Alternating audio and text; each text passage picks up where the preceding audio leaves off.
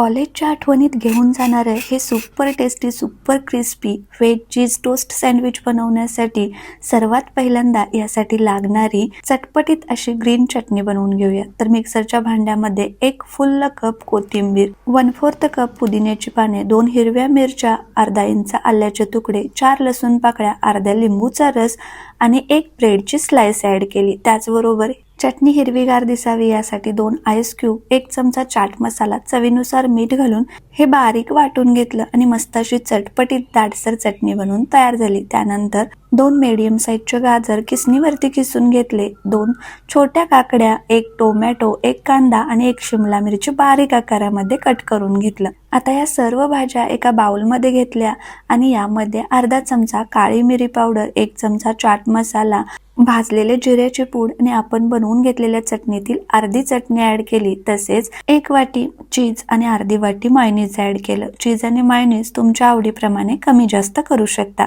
त्यानंतर सँडविच ब्रेडच्या स्लाइसला दोन्ही साईडने बटर लावून घेतलं. आता हा बटर लावलेला ब्रेड सुरुवातीला दोन्ही साईडने हलकासा भाजून घ्यायचा, म्हणजे सँडविच डबल क्रिस्पी बनतं. आता एका ब्रेडच्या स्लाइसवरती टोमॅटो केचप आणि एका ब्रेडच्या स्लाइसवरती ग्रीन चटणी लावून घेतली आणि या ब्रेडमध्ये मसाला किंवा सारण भरून घेतलं. वरून परत एकदा बटर लावलं आणि मस्त असा सोनेरी कलर येईपर्यंत तव्यावरती भाजून घेतलं.